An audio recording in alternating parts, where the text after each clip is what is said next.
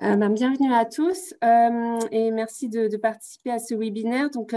C'est un webinaire pratique sur la RE 2020 et le bois dans la construction qui est réalisé dans le cadre d'un financement de France Bois Forêt et du Codifab. Il y avait eu un webinaire d'introduction à la construction bois et à ses données environnementales. Et maintenant, c'est un webinaire plus pratique qui devrait vous permettre, à partir d'exemples concrets, d'identifier des données environnementales, de décrypter une FDES d'un produit de construction bois, d'utiliser les outils configurateurs de la filière et éventuellement de comparer plusieurs solutions. Donc, il s'agit d'exemples illustratifs. Alors, ces séminaires devaient avoir lieu ce webinaire, enfin, ça devait être un séminaire plutôt, avoir lieu en présentiel. Et je remercie ici Novabuild, Ville Aménagement Durable et le cluster ODIS qui devaient nous aider à organiser ces webinaires et qui ont aussi contribué à la diffusion de ces informations. Mais bon, avec le Covid, on a malheureusement décidé autrement. Voilà, donc les intervenants, je vais laisser ensuite STANA, les intervenants de STANA se présenter. Mais donc, je suis Estelle Vial, je suis ingénieure environnement au pôle Biosense de FCBA. Et je travaille donc dans les analyses de cycle de vie et de produits bois. Et je pourrais notamment intervenir dans ce webinaire sur tout ce qui est FDES de produits bois réalisés pour le compte du Codifab et également par rapport à l'outil DE bois. Et il y a aussi Julien de FCBA. Voilà. Oui. Bonjour à tous. Donc, moi, je vais assister Estelle au cours de ce webinaire sur les aspects techniques. Moi, je suis ingénieur construction au pôle construction de FCBA et je m'occupe de la partie charpente, ossature et bardage à FCBA. Donc, peut-être que vous pouvez vous présenter, STANA. Bonjour tout le monde, je suis Frédéric Rossi, je dirige l'entreprise STANA. On réalise et vérifie des FDES, donc des fiches de déclaration environnementale et sanitaire de divers produits de construction. On travaille entre autres sur la construction bois. Bonjour à tous, moi c'est Clément Elias et je suis réalisateur et vérificateur de FDES pour STANA et c'est notamment moi qui ai réalisé les FDES de la Fédération nationale du bois et ainsi que j'ai travaillé sur le configurateur DE Bois de France. Bonjour à tous, c'est Paul Guillaume et donc aussi je travaille au sein de STANA dans la réalisation de FDES. Notamment aussi j'ai pu épauler Clément sur certains produits des fiches FNB. Et moi, je travaille aussi beaucoup sur des fiches pour la filière béton. Alors, donc, je vais partager mon écran. Je vais juste faire un petit slide introductif. Alors, vous présenter un peu l'ordre du jour. Alors, voilà, pour le coup, je vais faire ça plutôt.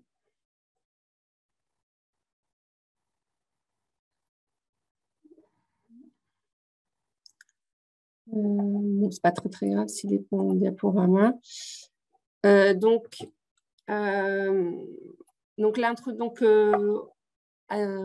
L'introduction, donc en présentation des intervenants, ça c'est fait. Ensuite, donc, on va passer aux exercices pratiques. Alors, je vous les ai envoyés normalement par mail hier. Alors, j'ai eu quelques retours, mais j'ai essayé de passer la barrière là, qui permet de protéger les systèmes mail. J'espère que vous les avez tous reçus.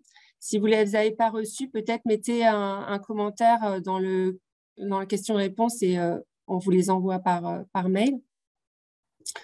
Donc, là, ça va donner lieu à des échanges avec des questions-réponses et je dirais voilà, une résolution de l'exercice par STANA.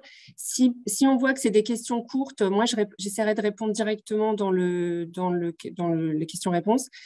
Et si c'est des questions plus longues, on les traitera à la fin de l'exercice. Et ensuite, ce qu'on vous propose, sachant que les FDES de produits de construction bois, notamment celles réalisées par le Codifab, vont être renouvelées l'année prochaine Et également, il y aura aussi une refonte de DE Bois. Ce qu'on vous propose, c'est d'échanger avec vous sur les attentes des participants, et notamment pour savoir ce que vous attendez. Est-ce qu'il y a des ODS qui manquent? Est-ce qu'il y a des choses qui vous arrangent pas dans comment c'est présenté, etc. Voilà. Donc, du coup, je vais arrêter le partage. Je vais regarder si...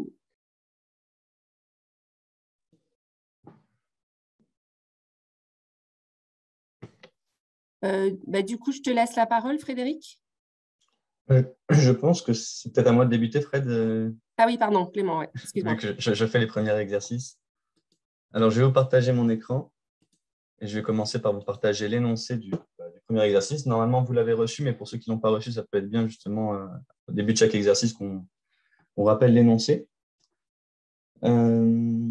Eh bien, le premier exercice, son objectif, c'est de trouver une F2S, donc de se familiariser avec la base de données INIES. L'énoncé exact, c'était trouver une F2S sur INIES de deux manières différentes, par mots-clés et à l'aide de l'arborescence du catalogue. Et la F2S à chercher, elle était définie, c'est celle-ci, c'est mur ossature bois avec montant d'une largeur de 145 mm et un anthrax de 60 cm non isolé, fabriqué en France et dont le déclarant est le FCBA. Donc, je vais vous montrer comment trouver ces FDES. Alors, tout d'abord, il faut aller sur le site INIES. Donc, vous tapez inies.fr et vous allez tomber rapidement dessus. Vous allez avoir une page, vous allez tomber sur la page d'accueil qui ressemble à celle que je vous présente actuellement. Et en haut de cette page, il y a deux possibilités. Il y a soit consulter une FDES, soit déclarer une FDES. Donc ça ne vous concerne pas tout de suite. Ça, c'est si vous voulez déposer une FDES supplémentaire sur INIES, si vous êtes déclarant. Vous, là, vous cherchez à consulter des FDES, donc vous cliquez sur le bouton jaune. Ça vous ouvre une nouvelle feuille, une nouvelle page. Et dans cette page, eh bien, qu'est-ce qu'on retrouve? On retrouve dans la partie gauche l'arborescence INIES dont je parlais. Donc, c'est une des méthodes qu'on peut utiliser pour trouver une FDES. Là, en l'occurrence, on cherche un mur. Donc, un mur, c'est un produit de structure. Donc, on va être d'abord dans la première arborescence, qui est le bâtiment. Dans le bâtiment, il y a plusieurs arborescences. Il y a produit de construction, équipement électrique et services. Là, nous, on est clairement sur un produit de construction. Donc, on va a priori être dans cette section-là. Et dans produit de construction, on est sur un produit de structure. Donc, on va cliquer sur structure. Et là, il y a une autre arborescence, un nouveau niveau qui se déplie. Et on va chercher les murs. Donc là, on voit des boisseaux, des chapes, des charpentes, etc. C'est mis par ordre alphabétique, donc on peut directement aller à M et voir qu'il y a bien une section dédiée aux murs. Avec ici, il y a un nombre à côté. Ce nombre, c'est le nombre de données environnementales qui est présent dans la section. Une fois qu'on est ici, on peut encore cliquer. Il y a une nouvelle arborescence, un nouveau niveau qui se déplie. Donc nous, ce qui nous intéresse, c'est un mur à ossature bois. Donc on va cliquer sur bois. A priori, il y a 13 données environnementales existantes. Et on ne peut plus aller plus loin dans l'arborescence. L'arborescence, elle ne va pas plus loin. Donc là, il faut changer de volet. On passe du volet gauche, on va dire, au volet du milieu, qui s'appelle données environnementales par organisme déclarant. Et dans l'énoncé, ce qui était dit, c'est que c'était une FDES réalisée, dont le déclarant, c'est le FCBA. Donc, on va chercher le FCBA ici. On voit qu'il est là, Institut technologique FCBA. Donc, on clique sur ce déclarant. Et là, il y a une nouvelle page qui s'ouvre, une nouvelle page. Et il y a plusieurs FDES. Il y a panneau CLT, puisque ça peut être un mur. Mais nous, ce qu'on recherche, c'était celle-ci, mur ossature bois avec montant d'une largeur de 145, etc., comme je vous ai présenté dans l'énoncé. Donc, on clique dessus. Et là, on arrive sur la section dédiée à cette FDES. Alors, ça peut être intéressant pour vous que je prenne le temps de vous présenter ce qu'on retrouve ici. Il y a 6 sections, du coup. Les sections, elles sont en haut. La première section, c'est information générale, où on va retrouver, ça porte bien son nom, des informations très générales vis-à-vis de la FDES qu'on vient de sélectionner. C'est-à-dire, on va retrouver le déclarant, le nom, la famille de produits, qui a été le vérificateur, quand a été réalisée la mise en ligne, etc., etc. Ensuite, il y a une seconde section qui s'appelle unité fonctionnelle, où là, on a plus des informations on va dire, techniques associées à cette FDES.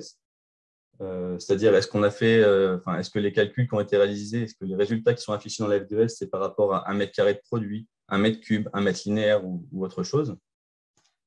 On retrouve également la durée de vie de référence, quelques hypothèses de calcul et les principaux composants. Je ne vais pas aller plus loin, je ne pense pas que ce soit le but. Il y a une section dédiée aux indicateurs. Donc là, c'est les indicateurs environnementaux, avec, si on peut appeler ça, des sous-sections. Donc là, il y a une dizaine d'indicateurs environnementaux où on a les résultats par étape. Donc là, il y a l'étape de production, l'étape de processus de construction, c'est-à-dire de mise en œuvre, d'utilisation, de fin de vie, et il y a également le total, donc par indicateur, avec les unités à chaque fois entre parenthèses. Vous pouvez jongler ici et voir les autres indicateurs, les résultats des autres indicateurs. Un indicateur qui peut vous intéresser, c'est celui-ci dans la filière bois. C'est l'indicateur stockage de carbone biogénique, puisqu'il est de plus en plus demandé. Et c'est un indicateur qui a été récemment ajouté par Ignace. Voilà. Et autre chose qui peut être intéressant pour vous dans cette section, c'est qu'ici, on ne voit pas ce qu'on appelle le module D dans la FDES. Le module D, ce sont les bénéfices et charges au-delà du cycle de vie.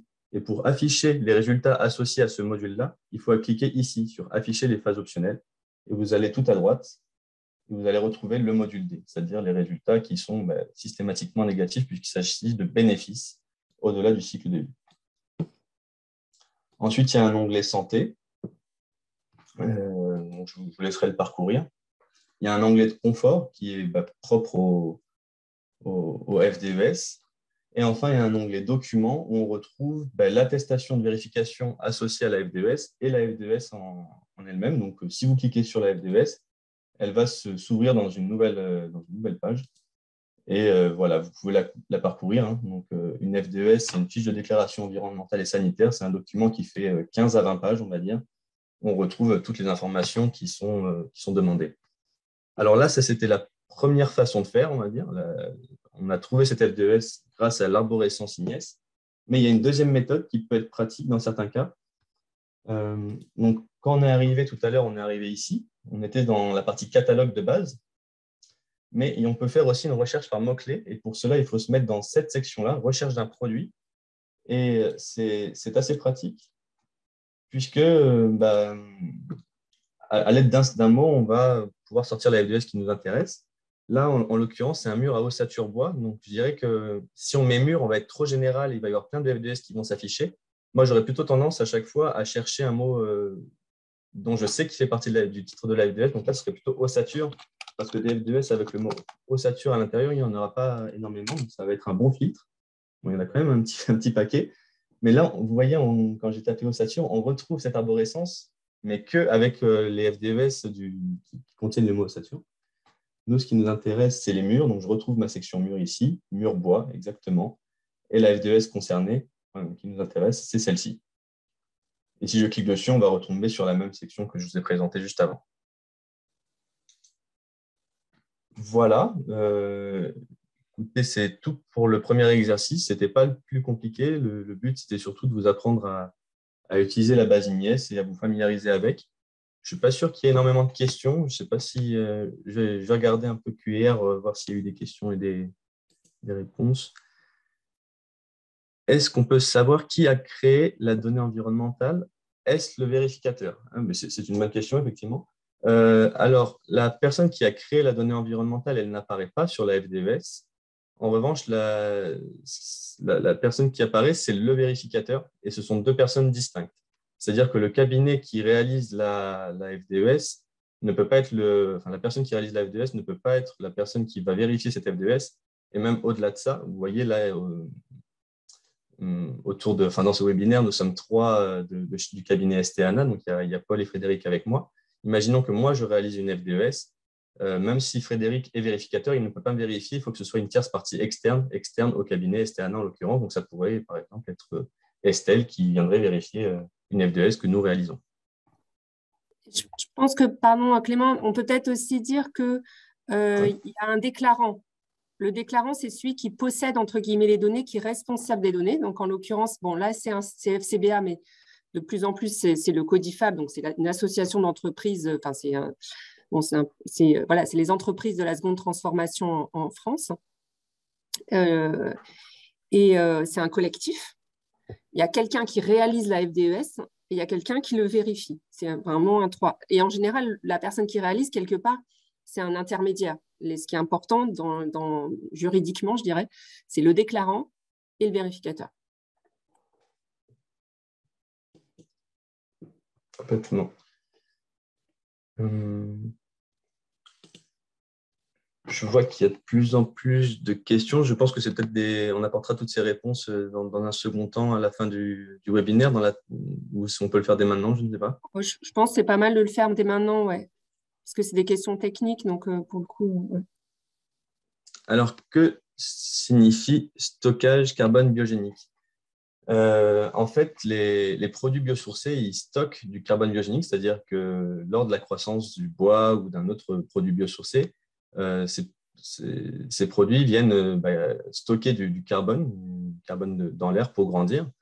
Donc, l'indicateur carbone biogénique vient compter ce carbone qui est stocké à l'intérieur de la matière ou à l'intérieur du produit fini à la fin. C'est-à-dire que je prends l'exemple d'un bardage bois. Donc, on a un élément en bois. Dans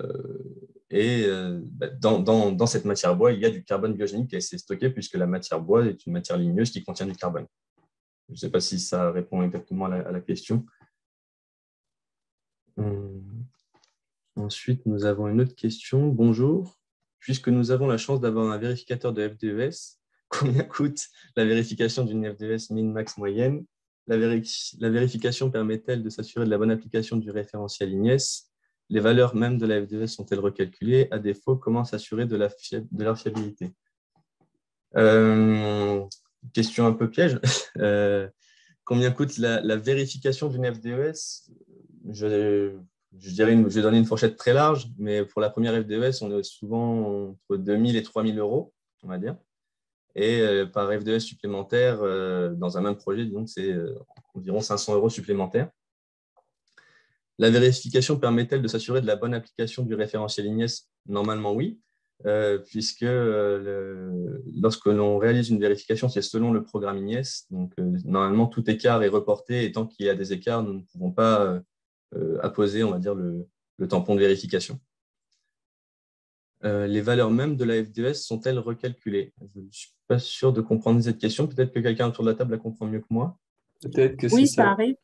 Si jamais on voit une erreur, la FDES est recalculée. Ouais. Ah oui, c'était dans ce sens-là, d'accord.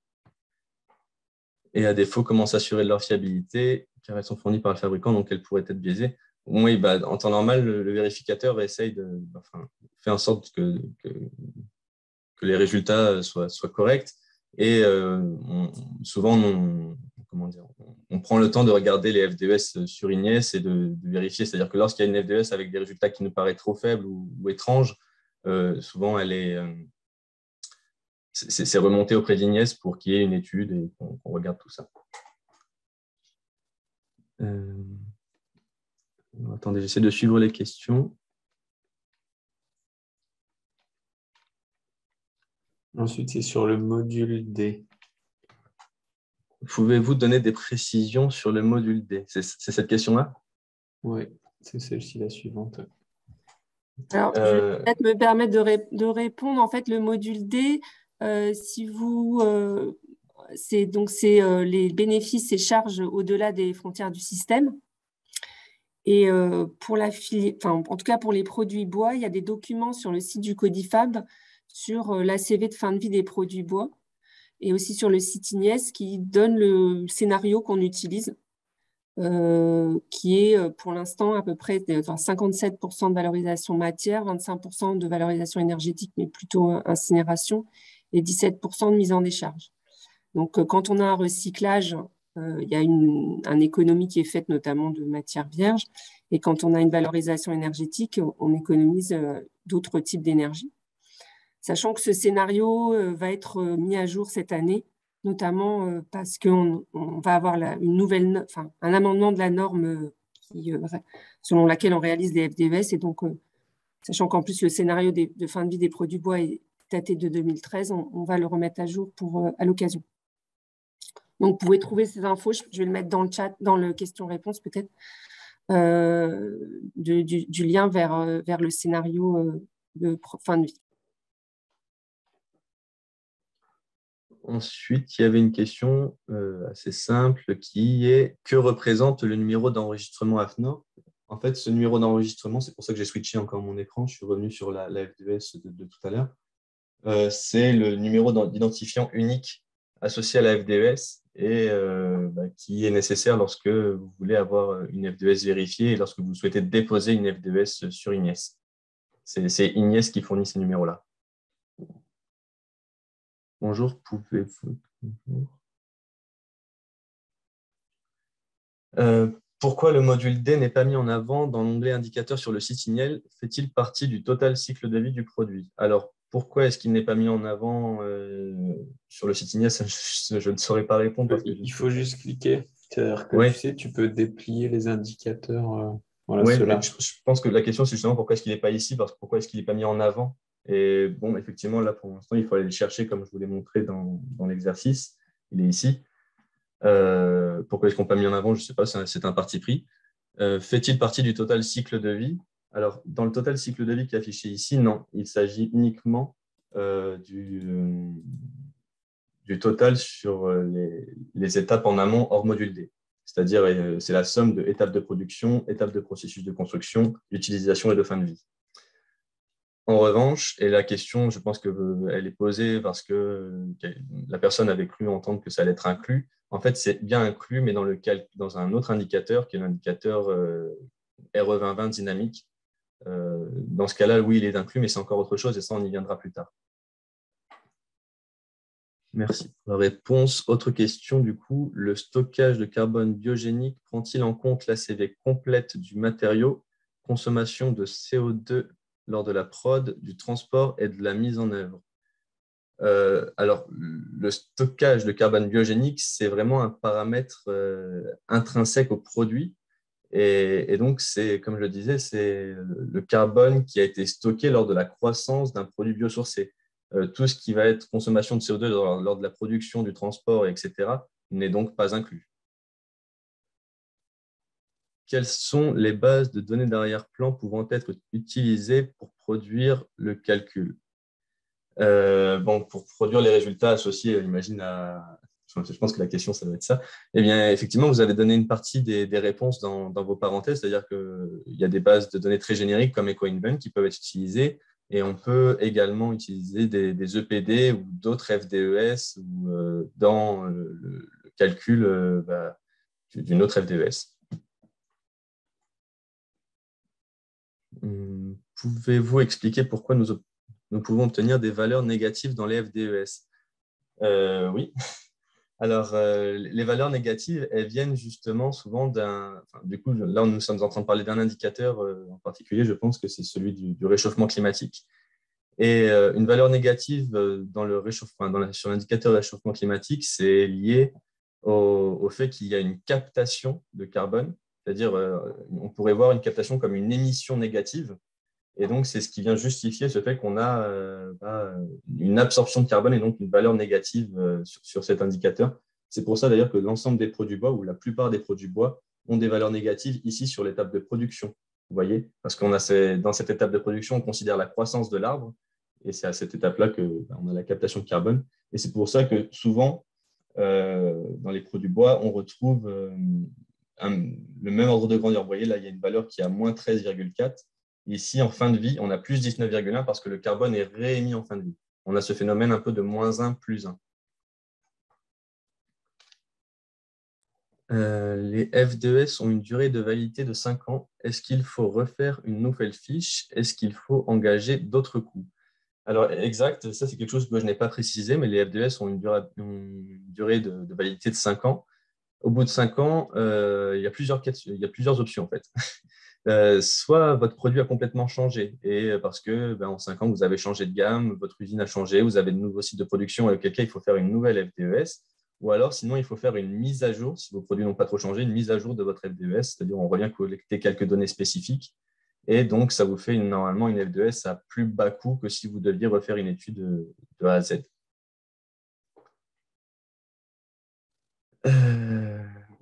Alors, je ne sais pas si je continue les questions parce que là, je vois qu'il est déjà 10h30. Et Par contre, en que... fait, il y a monsieur Philippe Géant qui a posé une question et je me Ah, suis, oui, j'ai dit que j'allais répondre en direct.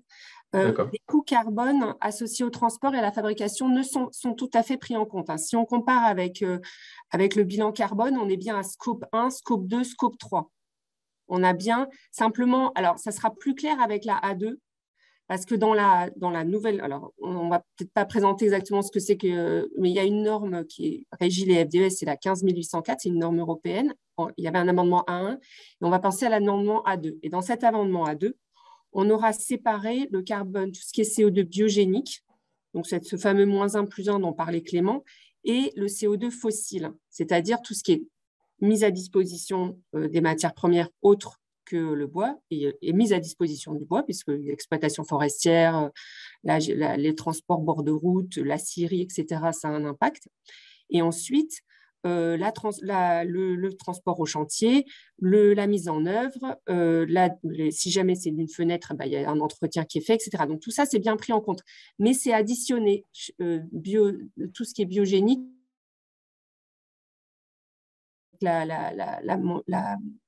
l'amendement A2, ces deux indicateurs seront séparés, donc on voudra bien qu'on a bien scope 1, scope 2, scope 3, si on se réfère au bilan carbone.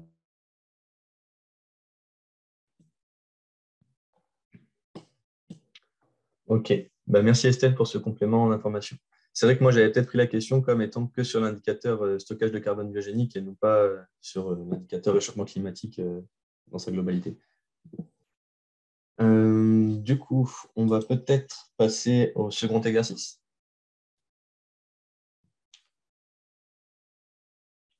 Le deuxième exercice, c'est un tout petit peu plus compliqué, mais ressemble au premier, dans le sens où le but étant de choisir une FDES selon plusieurs critères. Donc, je vais vous lire l'énoncé qui est très scolaire. Monsieur X souhaite isoler sa maison par l'intérieur avec de la laine de verre. Un de ses amis lui conseille de prendre de la laine de verre de résistance thermique au moins égale à 4,5 du fabricant Knauf Insulation et de la gamme Ecos Natural. Monsieur X, soucieux de l'environnement, souhaite prendre de la laine de verre avec le plus faible résultat sur l'indicateur réchauffement climatique. Vers quel produit devrait-il se tourner? Alors là, le but, c'est juste de faire une recherche INIES avec plusieurs critères, de comparer des FDES et de prendre celle qui correspond le mieux au cas de Monsieur X. Pour cela, du coup, on va aller sur la base de données INIES. On va revenir sur la page d'accueil. Je souhaite consulter une FDES.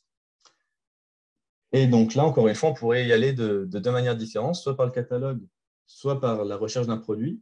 Sauf que si vous regardez dans le catalogue, ici, on voit qu'il y a 1600 données environnementales associées aux produits d'isolation. Donc, c'est peut-être plus facile ici de procéder par d'une recherche par mots-clés. Et le copain de Monsieur X lui avait conseillé de prendre la gamme Ecos Natural. Donc, on va juste taper ici Ecos Natural, ce qui va nous permettre de filtrer grandement les FDES et d'aller directement à celles qui nous intéressent. Dans l'énoncé, il était aussi question d'une isolation pour l'intérieur, donc ITI, donc ce qui va correspondre à ces 6 FDES qui sont là, et non pas une isolation thermique et acoustique pour comble. Donc, on ne fera pas attention à cette FDES-là. Pour aller un petit peu plus vite dans cet exercice, ce que j'ai fait, c'est que j'ai pré-mâché l'exercice. Donc, j'ai utilisé le fichier qu'on vous a envoyé normalement, que vous avez dû recevoir, où j'ai listé les 4 premières FDES disponibles sur INIES, c'est-à-dire celles-ci, les 4 premières. Et j'ai déjà rempli les informations dans le tableau. Alors, ce tableau, qu'est-ce qu'on retrouve dedans déjà, avant d'aller plus loin? La première colonne, c'est le titre de la FDES, tout simplement, c'est-à-dire ce champ-là. Ensuite, il y a le déclarant, donc c'est Knauf Insulation. Le type de données environnementales, ce sont des FDES individuels. Individuels, c'est par opposition à collectif. Collectif, ça couvre un ensemble de fabricants. Là, c'est un seul fabricant, Knauf Insulation. L'unité fonctionnelle ou l'unité déclarée, ici, c'est un mètre carré, c'est-à-dire que les résultats sont associés à 1 mètre carré de produit, 1 mètre carré d'isolant. Il y a la DVR. Donc, la DVR, c'est la durée de vie de référence du produit qui est fixée à 50 ans. Donc, ça peut être bien que je vous montre en même temps, d'ailleurs, sur une FDES où est-ce qu'on trouve ces informations. Donc là, il y a le déclarant, Knauf Insulation. Et après, c'est dans unité fonctionnelle. Là, on voit qu'on a les résultats associés à 1 mètre carré de produit et qu'on a une durée de vie de référence de 50 ans. Et enfin, par rapport au fichier qu'on vous a envoyé, j'ai juste ajouté une colonne puisque pour cet exercice, c'était pertinent. C'est une colonne qui s'appelle RTH, c'est juste pour la résistance thermique, où en fait, j'ai associé la résistance thermique à chaque FDES. Cette résistance thermique, c'est donc une performance qui est associée à l'unité fonctionnelle. Et comme elle est pertinente pour ce genre de produit, on l'affiche. Il y a des produits où il n'y a pas vraiment de performance associée. Ça peut être le cas, par exemple, d'un bardage bois où le but étant juste de couvrir 1 mètre carré de surface sans performance associée comme peut l'avoir un isolant. Donc, la résistance thermique, ici, elle était de 4,53 pour ce produit. Donc, voilà, c'est ici qu'on trouve l'information. Et enfin, après, il y a les résultats par module, donc par regroupement d'étapes du cycle de vie. Donc, il y a la fabrication, il y a la construction, l'utilisation, la fin de vie, les bénéfices. Et ces informations, on va les retrouver là où je vous ai déjà présenté tout à l'heure, c'est-à-dire dans la section indicateurs. Pour l'indicateur réchauffement climatique, on vient recopier les valeurs qui sont ici. Donc, ce travail, je l'ai déjà fait pour les 4 premières FDES et on va le faire ensemble pour les 2 suivantes pour finir l'exercice, on va dire, et après voir quelle est la FDES qui correspond le mieux au cas de Monsieur X. Alors, je vais revenir en arrière pour bien prendre la 5e FDES. Donc là, 1, 2, 3, 4 et 5. Donc, ça commence par le titre. On récupère le titre. On met ici. Mince. On va peut-être mettre ici pour regarder la même police. Je me permets de faire un copier-coller de ce qu'il y a ici, puisque les informations sont strictement identiques et ça va m'éviter de faire de jongler entre les pages de mon ordi, enfin, mes onglets. L'unité fonctionnelle associée ici, elle est de 4,53, donc celle-ci, je suis obligé de venir la saisir manuellement. 4,53. Et on va venir aussi récupérer les indicateurs qui nous intéressent. Donc là, on va aller ici. Et donc, la première étape de production, elle est à 4,03. 4,03. Ensuite, il y a une 10 puissance moins 1 ici, donc ça veut dire que ce sera 0,916. 0,916. Ensuite, il y a l'étape d'utilisation qui est à 0 et l'étape de fin de vie qui est à 10, avec un 10 puissance moins 2, donc 0,0805. 0,0805. Et le module D, donc, qui n'apparaît pas ici, comme ça a été relevé dans les questions, et qu'on va aller chercher là, qui est à moins 0,277. Moins 0,277. Là, si je réactualise les calculs, donc je clique sur calculer maintenant dans mon petit outil, on a les résultats qui apparaissent sur 2 indicateurs. Donc, il y a le total A1C4, donc 5,03 qui est la valeur qu'on retrouve ici sur le total cycle de vie. Et il y a également un autre indicateur qui est l'indicateur dynamique RE2020 que l'on voit dans cet outil, qui est l'indicateur à seuil de la RE2020 et qui vient prendre en compte en fait, le moment où ont été réalisées les émissions ou les captations de CO2. Il ne me reste plus qu'une FDES et on va pouvoir après déterminer le produit que devrait acheter Monsieur X. Donc la dernière FDES, c'est celle-ci. Je viens récupérer les informations qui m'intéressent. Donc, le titre, encore une fois. Je viens copier-coller tout ce qui reste, qui ne bouge pas. On va aller venir chercher la résistance thermique. Donc là, elle est à 6,25. C'est le produit, il me semble, avec la résistance thermique la plus importante.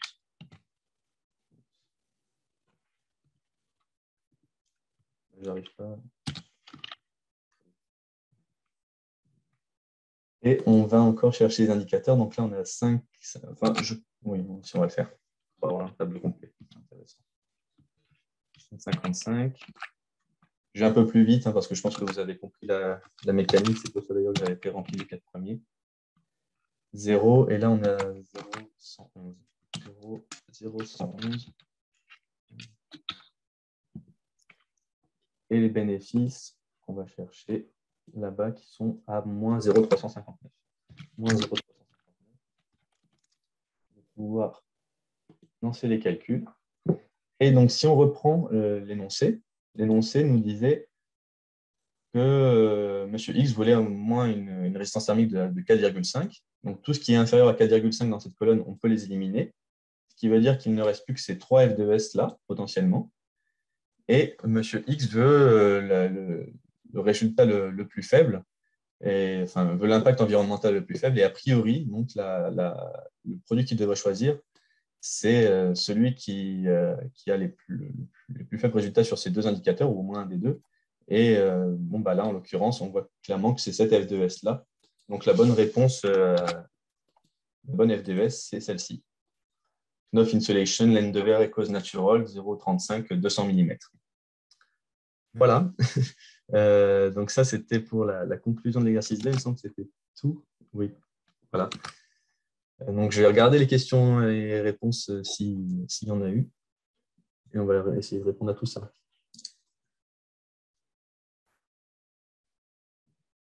Alors, dans l'exemple montré, la F2S fait appel à un seul produit commercialisé. Certaines F2S font appel à plusieurs séries commerciales, effectivement, qui, au bout de 5 ans, peuvent être amenées à disparaître, tandis que d'autres apparaissent.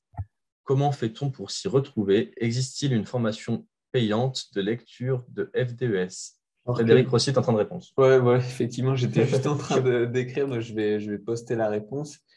En général, donc les références commerciales couvertes sont citées dans la FDES et sont listées aussi dans la base INIES. Il y a un champ qui s'appelle références commerciales couvertes.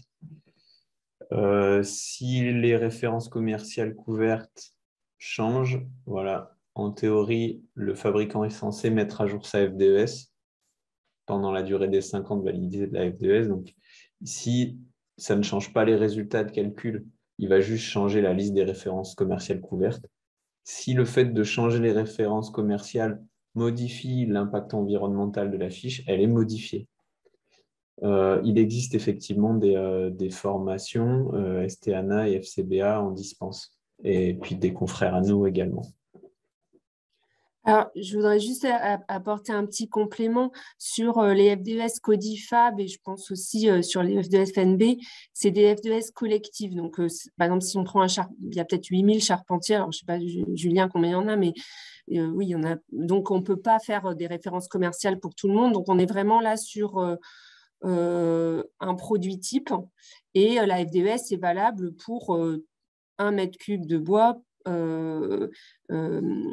mis en œuvre. Alors, c'est pour ça qu'il y a un cadre de validité. Hein, ça, on peut-être pas l'aborder aujourd'hui, mais en tout cas, c'est valable pour un collectif d'entreprises.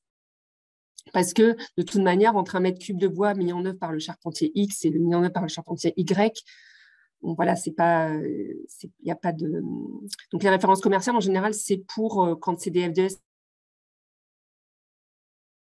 béton et non plus de référence commerciale. Je me trompe, je ne sais pas, Paul, si… Alors, j'ai pas entendu, ça a coupé la Pardon. fin de… Non, mais en général, il n'y a pas de référence commerciale pour les FDES collectives. Oui, c'est ça. Effectivement.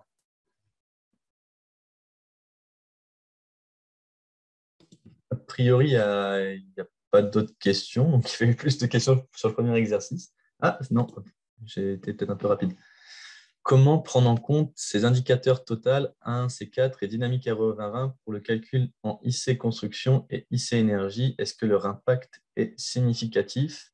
Alors, il me semble que justement, ça, on va en parler dans les prochains exercices. Donc, je pense que vous aurez votre réponse dans les prochains exercices. Je ne vais pas forcément aller plus dans le détail.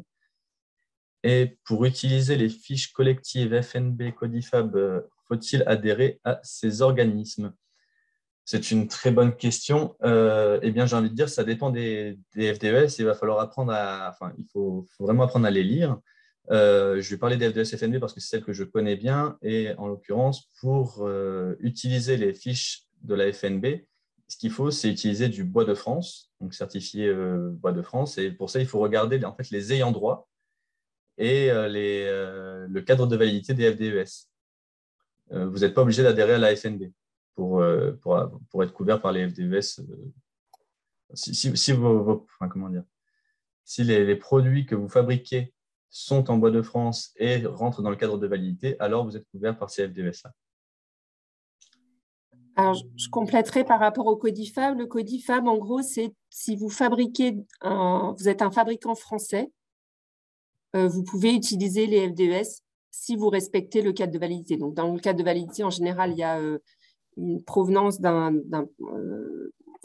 bois issu de forêts renouvelées. Donc, bon, c'est une norme spécifique, mais voilà. Il y a le fait, souvent, il y a une quantité maximum de ferrure, par exemple, pour la charpente, etc., etc. Donc voilà, mais si le produit que vous voulez modéliser est fabriqué en France, vous pouvez utiliser cet FDES. Et si vous respectez le cadre de validité, c'est un peu ce qui fait la différence avec finalement les FDES produites par la FNB, puisque les produits couverts par les FDES du Codifab ne sont pas forcément fabriqués en bois français. Voilà.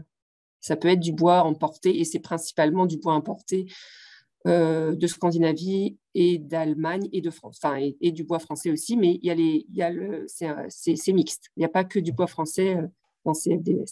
Complètement. Mais normalement, du coup, c'est des informations, si vous faites une lecture attentive des FDES, vous allez trouver, vous devriez pouvoir trouver ces informations. A priori, on n'a plus d'autres questions. Donc, Frédéric, il me semble que c'est toi qui gères le prochain exercice, donc je vais te laisser prendre la main. Oui, et je vais partager du coup mon écran. Hop, alors, il y a encore une petite question. C'est l'amendement A2. Alors, attends, hop, je vais taper M15804 plus A2. Hop.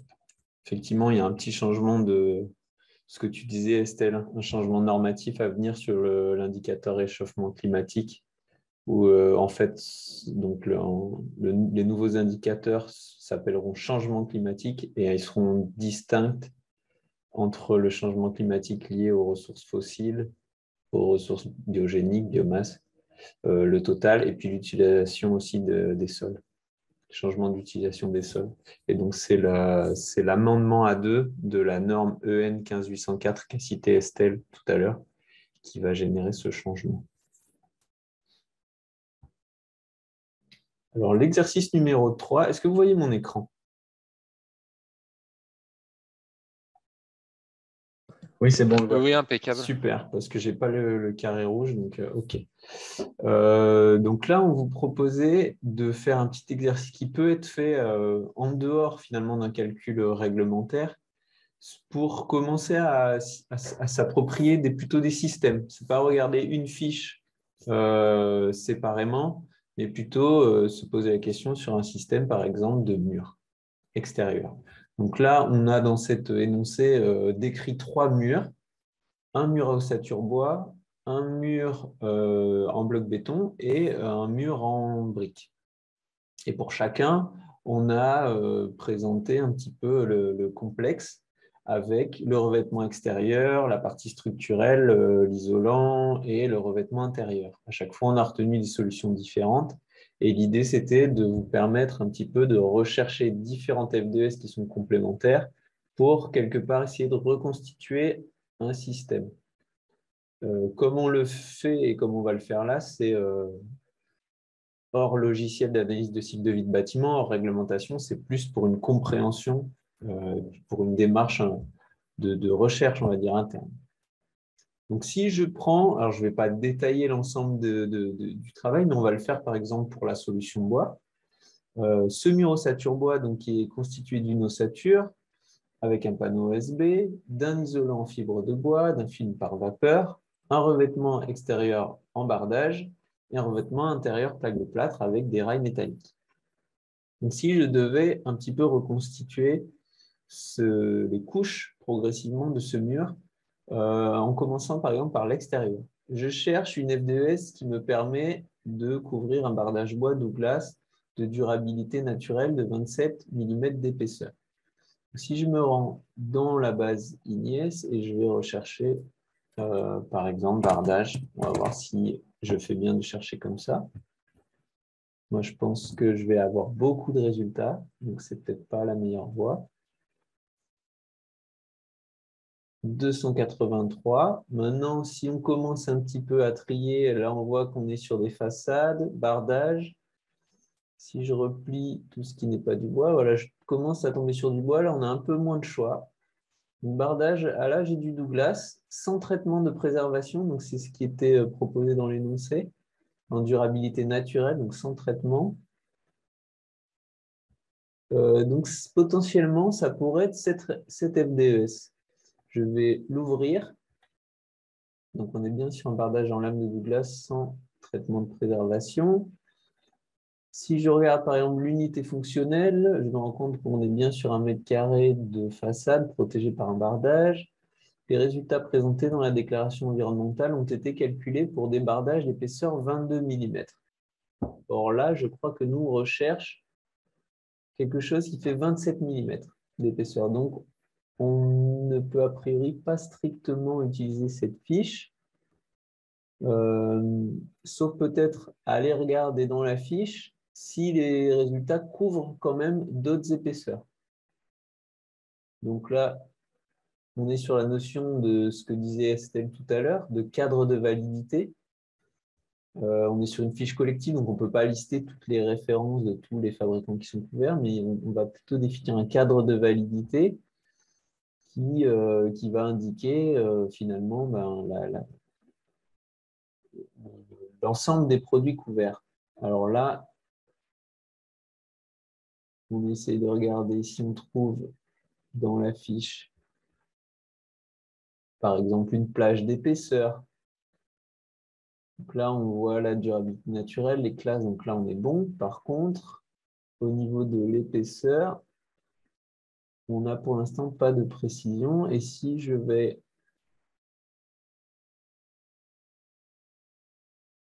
Voilà, la représentativité, déclaration collective, représentative des lames de bardage en Douglas, dans les limites fixées par le cadre de validité, voire section correspondante à la fin de la FDES. Donc à la fin de la FDES, cadre de validité environnementale. Pour pouvoir utiliser cette FDES, il faut que le bardage ait été fabriqué avec une consommation électrique de moins de 114 kWh par mètre cube. Mais ça ne donne pas particulièrement d'informations sur les épaisseurs. Donc, on peut se dire, a priori, c'est 22 mm, on n'est peut-être pas couvert. Si on en recherche une autre, voyons si on a quelque chose qui pourrait couvrir. Alors, on avait dit qu'on replie celles qui ne sont pas du bois. Bardage en lame de bois de France. Alors là, on est sur de l'individuel. Donc, à la limite, si on connaissait le nom du fabricant et que c'était celui qui a fait cette FDES, on pourrait dire pourquoi pas. Sival BP. Là, comme on est sur quelque chose de générique, hein, on a vu dans la description de notre mur, on va peut-être aller sur celle qui est collective. Là, on a un bardage en lame de bois français, toute essence, toute configuration. Donc là, on est un peu plus large que celle qu'on a vue précédemment, mais il se peut qu'on couvre du coup notre cas.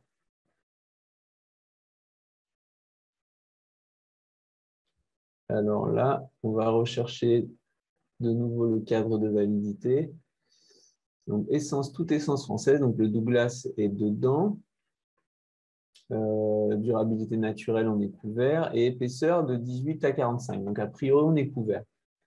Donc, voilà. On aurait pu utiliser peut-être celle de 22 mm, établir un petit ratio entre les épaisseurs, ou on peut utiliser celle-ci. Les résultats sont à peu près les mêmes. Et donc, si je fais la même chose qu'a fait Clément, je ne vais pas le faire devant vos yeux pour pas que ce soit pénible, mais si je recopie donc les résultats, on est bien sur une fiche collective, bardage en lame de bois de France, en mètres carrés, la durée de vie de 50 ans, les indicateurs. Et ensuite, je passe à la deuxième couche. Donc, on a un mur ossature bois constitué d'une ossature 45 par 145 avec un anthrax de 60 cm et un panneau d'OSB de 9 mm. Si vous vous souvenez, c'est la F2S dont on a parlé un petit peu plus tôt dans l'exemple de Clément, il me semble. Non? On n'en a pas parlé plus tôt de cette F2S? Si, complètement, tu as raison. C'est ça. Donc, c'est la même en fait. Du coup, on la retrouve, et c'est celle de l'exercice numéro 1. Donc, on la retrouve de différentes manières, notamment ce qu'avait fait Clément dans les murs en bois et l'Institut technologique FCBA. Donc, cette fiche-là, celle qu'on a vue tout à l'heure. Donc, si je recopie ce qu'on a vu tout à l'heure, cette fois-ci durée de vie de 100 ans, les indicateurs. Pour l'isolant, là, j'ai eu un petit dilemme. Donc, on va choisir ensemble. On est sur un mur ossature bois qui, dans l'énoncé, a une épaisseur de montant de 145 mm. Donc, en théorie, je peux y mettre un isolant de 145 mm, mais pas plus. Sauf qu'on a demandé une résistance thermique de 5. Donc, je me rends compte en recherchant, donc on a dit que c'était des isolants en fibre de bois. Donc, je vais aller dans la partie isolation, isolation par l'intérieur, par exemple. On a dit laine et fibre de bois. Prenons un fabricant, par exemple celui-ci. Je vois différentes références. Et donc là, j'en ai une notamment qui fait 145 mm. Donc je vais cliquer dessus.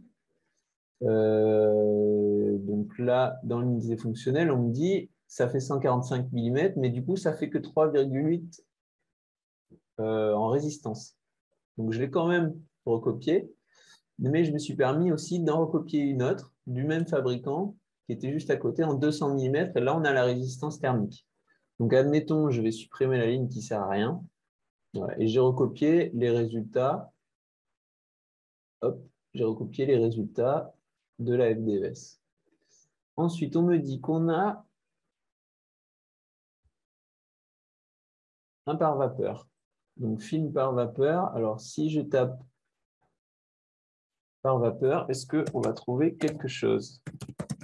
Parfois, la recherche par mots-clés n'est pas évidente. C'est-à-dire que si vous ne tapez pas pile poil les caractères qu'il faut, vous allez vous retrouver avec une recherche qui donne un résultat nul juste à cause d'un caractère. Donc, parfois, il faut enlever les tirets, etc. Donc, membrane par vapeur, on voit que dans façade membrane pour façade légère, on a membrane par vapeur. Donc, je vais aller façade, membrane pour façade légère par vapeur. Donc là, j'ai une donnée par défaut. Et alors, si je vais dans isolation, est-ce que je n'avais pas trouvé membrane par vapeur? Vous voyez, des fois, parfois, on peut trouver dans les différentes catégories des choses. Et alors, moi, j'ai trouvé quelque chose qui s'appelait, je crois, barrière. Barrière à la vapeur. On va voir si on la retrouve. Barrière. Barrière. Est-ce que je l'ai mal écrit? Ah non, pardon, membrane variée. Hop, membrane. Alors, vous voyez, là, on n'avait pas le mot par vapeur. Parfois, il faut bien chercher, c'est pas évident. Hein. Membrane.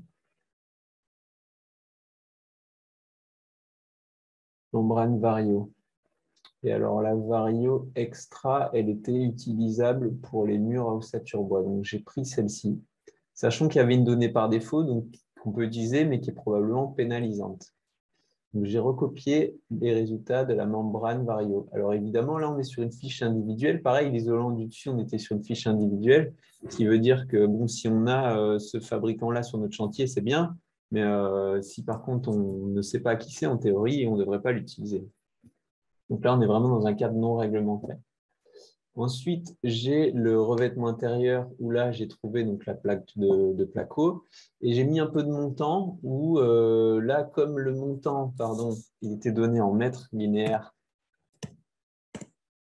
du coup, j'ai dû faire un petit ratio dans les résultats pour en mettre un peu plus. Alors, je ne suis même pas sûr que j'en ai mis assez.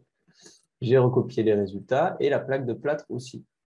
Et donc, j'ai créé une petite ligne où j'ai fait la somme. Donc, on voit là que si je regarde juste le total cycle de vie qui est donné dans l'INIES, on est à 17,4 kg équivalent de CO2 par mètre carré pour ce complexe-là. Il y en a à peu près la moitié qui vient du mur, ossature bois, et puis quasiment la moitié aussi qui vient des rails et de la plaque de plâtre. Un peu moins qui vient de l'isolant. Et quand on regarde l'indicateur dynamique RE 2020, là, on est sur quelque chose de négatif. Alors, on n'en a pas forcément parlé plus tôt, puisque justement, c'était l'objet de cet exercice. L'indicateur dynamique RE 2020, il prend en compte du caractère différé des émissions de dioxyde de carbone dans les FDS de produits bois. Donc, ce que vous avez un petit peu identifié tout à l'heure et ce dont on a parlé, la captation de dioxyde de carbone en début de cycle de vie et sa réémission en fin de cycle de vie est valorisée en termes de réglementation environnementale par des pondérations. C'est-à-dire que quand on fait la somme et qu'on calcule cet indicateur-là, on pondère plus le début du cycle de vie que la fin du cycle de vie. Donc, on prend bien en compte de la captation de CO2, mais on prend un peu moins en compte de sa réémission potentielle et future, ce qui donne des indicateurs parfois négatifs, parfois positifs, parfois négatifs. Si on avait fait l'exercice sur le mur en parpaing, donc on a trouvé le mortier d'enduit minéral, le bloc béton où on a une pose à joint épais et une pose à joint mince, donc il y a 2 FDES collectifs sur ces produits-là. Évidemment, il y a aussi des fiches individuelles. Et puis, on avait indiqué dans l'énoncé un doublage isolant qu'on recherche avec une résistance thermique de 5. Là, ce qui est intéressant dans l'INIES, vous trouvez des systèmes de doublage complets qui intègrent isolant, rail et plaque. Donc, chez Placo, chez d'autres, il y en a plusieurs. Et donc, vous retrouvez le complexe entier. Pour la troisième mur, on avait indiqué un système d'isolation par l'extérieur sur briques de structure. Donc, on a trouvé la FDES de la brique de structure collective, qui est probablement une moyenne. On avait mis les montants et la plaque de plâtre comme on avait mis pour le mur bois. Et là, pour l'isolation par l'extérieur, on a 2 choix. Soit vous avez de nouveau des systèmes complets dans l'INIES qui vous donnent l'ensemble de l'isolation par extérieur, y compris les chevilles de fixation, y compris des rails, s'il y en a en bas notamment, les grillages, l'enduit, vraiment le système complet. Ou alors, vous pouvez fonctionner par tâtonnement, mais probablement vous oubliez certaines parties. C'est-à-dire, vous mettez l'enduit d'une part et puis vous mettez l'isolant pour isolation par extérieur de l'autre côté. Mais il faut faire attention que dans la fiche de l'isolant, vous ayez bien tous les accessoires qui vont avec. Ce qui fait que quand on fait la somme de finalement du mortier plus isolant, on est là à 14 kg de CO2, on est loin quand même du système complet d'isolation par l'extérieur. Donc si on voulait être un peu puriste, on garderait le système complet. Voilà, ça donne un petit peu des ordres de grandeur, hein, on voit sur le total cycle de vie ici. Et puis avec la RE 2020, on voit cet avantage entre guillemets qui est donné aux solutions bois et biosourcées, ça vient réduire l'empreinte, alors que finalement pour les autres solutions, c'est très peu sensible. L'indicateur finalement total cycle de vie est quasiment inchangé dans la RE 2020. Là, on va pouvoir répondre aux questions. Je croyais que le ratio n'était accepté que pour la DVR, mais pas pour adapter l'UF. Donc là, il faudrait retenir 2 impacts. Effectivement, pour l'instant, et moi, de ce que j'ai en connaissance, on ne peut pas appliquer un ratio sur les résultats des FDES. C'est-à-dire que si, par exemple, vous avez une FDES de bardage qui fait 22 mm et que votre bardage il fait 27 mm, normalement, vous ne pouvez pas appliquer sur les résultats un ratio de 27 divisé par 22 dans un cadre réglementaire. Là, on pourrait le faire pour nous à titre, ce que je disais tout à l'heure, de démarche interne, de compréhension, d'études en amont, mais pas plus que ça. Donc ça, On a répondu. Alors, qu'est-ce qui est pris en compte pour les FDS de bardage? En général, tout ce qui est tasseau et fixation métallique, connecteurs métalliques sont pris en compte, mais pas plus que ça. Donc, s'il y a un pare-pluie dessous, par exemple, en général, il n'est pas pris. Par contre, toutes les fixations et les tasseaux sont pris en compte. Et en général, juste pour compléter, c'est des informations qu'on retrouve dans les FDES puisqu'il y a un endroit où on détaille les composants, c'est-à-dire il y a marqué lame de bardage, il y a une masse associée, tasseau, il y a une masse associée, fixation, il y a une masse associée. Et il y a même une section qui s'appelle description du produit type, où on retrouve en fait, voilà, c'est ce que tu affiches, Frédéric, le dernier paragraphe, il y a marqué par exemple le pare-pluie, les grilles anti-rongeurs et autres composants non listés dans la présente FDES ne sont pas pris en compte et donc pas couverts. Donc normalement, quand on fouine, vraiment, c'est écrit. Il peut y avoir des trous, mais normalement, voilà, on trouve l'information. Ça. Il y a notamment, donc on voit qu'il y a les lames, les tasseaux, fixation métallique ou plastique. Alors ensuite, les comparaisons entre les trois systèmes peuvent être biaisées par les hypothèses prises dans chacun des systèmes. Si un système a une DED, une donnée collective par rapport à une FDES, en plus, d'autres données peuvent apparaître entre-temps. Tout à fait. En général, si jamais vous faites ce genre d'exercice, ce qui est intéressant, c'est de faire varier. C'est-à-dire, parfois, j'ai pris des collectifs, parfois des individuels. J'aurais tendance à dire, dans une première approche, si vous voulez vraiment avoir des chiffres moyens, lorsqu'il y a des collectifs, utilisez-les, puisqu'a priori, elles sont assez représentatives de l'ensemble des solutions. Si par contre, vous arrivez sur un composant, vous voyez, je ne sais pas, sur les plaques de plâtre, il n'y a pas de FDES collective, dans ce cas-là, à la limite, sélectionnez plusieurs individuels, faites-vous vos plages un petit peu vous-même, vous regardez entre combien et combien ça se situe. Pareil, les isolants fibres de bois, vous allez avoir des plages selon les fabricants.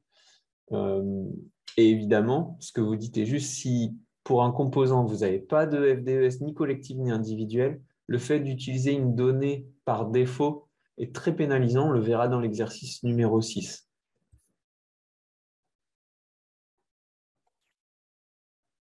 Et évidemment, ce que j'ai dit tout à l'heure, hein, qui était un peu en introduction, c'est que par exemple, là, j'ai pris un mur ossature bois avec une épaisseur de montant, une hauteur de montant de 145 mm. Donc, l'isolant avec une résistance thermique de 5 ne rentrait pas. Donc, en théorie, il faudrait que j'aille sur le configurateur DE Bois ou DE Bois de France pour configurer une ossature qui peut inclure l'isolant que je recherche. Donc, évidemment, c'est aussi la validité technique globale des solutions qui là, n'a pas été traitée. Là, j'ai pris des FDES comme ça qui venaient, mais je ne suis pas sûr que le pare vapeur que j'ai pris, il avait la bonne résistance, le bon frein à l'humidité, etc. Enfin, toute la cohérence de la solution, ça, c'est quand même pas à négliger. Donc, on va passer maintenant à l'exercice numéro 4. Et du coup, je vais passer la parole à Estelle pour la configuration des FDES à l'aide de DE Bois.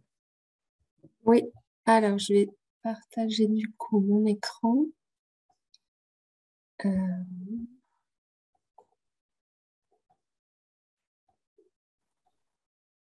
Alors, du coup, est-ce que vous voyez bien mon écran? Non, là on le voit pas, t'as pas partagé. Ah, je n'ai pas partagé. Ah oui.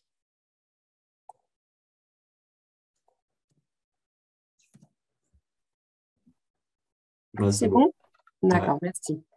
Alors, donc on en est à l'exercice numéro 4. Donc, ce que je vais faire là maintenant, c'est configurer une FDES avec l'outil de bois. Donc, l'outil de bois, en fait, c'est une sorte de déclinaison des FDES collectives réalisées pour le compte du Codifab pour justement, parce qu'il y a un cadre de validité. Donc, par exemple, la cadre de validité de la FDES MOB, c'est on ne peut pas dépasser, je crois que c'est 12 mm en épaisseur d'OSB. Donc, si j'ai 15, par exemple, ce qui est le cas de l'exercice, les montants d'ossature sont de section 45 mm x 200 mm et le panneau de contreventement en OSB est d'épaisseur 15 mm. Donc là, typiquement, je me retrouve, je ne peux pas utiliser la FDES collective qui est sur Ignes. Mais en même temps, l'idée aussi, c'était de ne pas multiplier les FDES qui sont présentes sur Ignes, de ne pas avoir, et si on repense par exemple aussi surtout à la distance chantier, on va dire, je ne vais pas avoir une FDES pour 50 km, 100 km, 150 km. Donc, voilà, le but de ces outils, il en existe aussi pour d'autres je dirais, matériaux, c'est voilà, de pouvoir un peu personnaliser les FDES. Donc, du coup, je vais utiliser donc, le configurateur des bois. Voilà, donc, c'est un outil web. Donc, il y a un certain nombre de produits qui peuvent être configurés. Tout n'est pas configurable. Par exemple, les panneaux de process n'ont pas souhaité, voilà, en gros, maintenant, il y a plusieurs épaisseurs de panneaux de process disponibles sur Ignes et ils ont considéré que ça suffisait pour couvrir l'ensemble de leur gamme, et ce qui est vrai. Donc là, je vais aller configurer ma FDES de mur ossature bois. Donc déjà, ce que je retrouve sur mon écran, là, c'est la FDES collective du mur ossature bois. Donc, dans pas mal de cas, ça suffira largement, et notamment, voilà, dans une première estimation, ça peut tout à fait suffire. Mais si je veux aller plus loin, ou si je sors du cadre de validité, je vais utiliser la partie configuration. Donc, ce qu'on a appelé la configuration configurateur projet, c'est gratuit. Mais simplement, il faut se connecter d'abord au logiciel. Donc, il y a un certain nombre d'avertissements et d'explications. On rappelle la représentativité, donc toujours le produit type, ça implique une fabrication française. Un importateur de produits n'a pas le droit donc un importateur, je ne sais pas si c'est un mur fabriqué en Estonie, ne peut pas utiliser cette FDES. Pour le coup, là, c'est réduit à la fabrication française. Et voilà, l'utilisateur est responsable des paramètres qu'il entre. Donc là, ce que je vais faire, c'est je vais décrire mon chantier. Alors bon, moi, j'utilisais un code qui m'est propre. J'utilise la date et l'heure, mais voilà, ça peut être le nom de votre chantier. Les caractéristiques du produit, donc les montants d'ossature, l'essence de bois, la largeur des montants. Ah tiens, là, ce n'est pas la bonne, donc je vais sélectionner 200 mm. Les mètres linéaires d'ossature, ça c'est la FDES d'ossature primaire, c'est la FDES collective. Pour l'instant, je ne les connais pas encore, donc je vais laisser ce qu'il y a. Et enfin, l'épaisseur du contreventement, c'est bien un contreventement OSB, mais je vais prendre 15 mm. Je ne prends pas d'isolant. Alors, on peut faire des isolants sur des bois, mais c'est des moyennes. Et honnêtement, il y a tellement d'isolants maintenant sur Ignes que c'est voilà, c'est mieux de sélectionner un isolant. Je pense qu'on peut trouver son bonheur dans Ignes. Là, je mets des valeurs au pif pour la résistance thermique et la résistance à l'indice d'affaiblissement acoustique, parce qu'en fait, là, c'est pour produire une FDES. Donc là, si je faisais vraiment ma FDES, j'irais chercher ce chiffre. Mais de toute manière, il n'influe pas sur les résultats de la FDES. C'est ce qui apparaît en fait dans les informations additionnelles. Voilà, donc l'approvisionnement, je ne peux pas le modifier dans la partie gratuite pour l'instant, puisqu'il va peut-être changer prochainement. Et là, par contre, je peux effectivement mettre tout ce qui est assemblage. Donc, les pointes, la liste de chaînage. Si je veux vraiment représenter mon bâtiment, il faut que je rajoute aussi ce qui permet de lier les panneaux entre eux. Le volume de bois pour la liste d'implantation, la quantité par pluie, la quantité par vapeur. Donc là, c'est à 0 parce que dans la FDES collective, c'est inscrit à 0. Mais et si en plus j'ai trouvé un par pluie sur Ignes, là, c'est un chiffre générique qui me convient mieux, je peux le mettre. Voilà. Ensuite, la distance au chantier. Donc là, je peux la modifier. Si jamais je n'ai pas encore choisi mon fabricant, peut-être que je peux l'augmenter un petit peu pour être sûr ensuite de mon résultat. Voilà. Et l'installation avec les équerres, la quincaillerie et le gasoil. Bon, là aussi, c'est des chiffres moyens. Donc, ça permet… et voilà. L'utilisation… Il il n'y a pas d'impact. Et la fin de vie, elle est de toute manière décrite par le scénario du Codifab. Donc là, je soumets. Alors, c'est vrai que là, en général, ça dure 1 ou 2 minutes. Il ne faut vraiment pas fermer l'outil. Sinon, ça peut bloquer les calculs. Donc là, j'ai fait les calculs qui sont là. Donc là, vous retrouvez donc vous avez aussi le XML qui est importable dans un logiciel d'ACV bâtiment, mais là, je vais vous montrer que la FDVS résultante. Donc, vous avez un mur ossature bois, donc avec un montant d'une largeur de 200 mm, un trac 60 cm non isolé.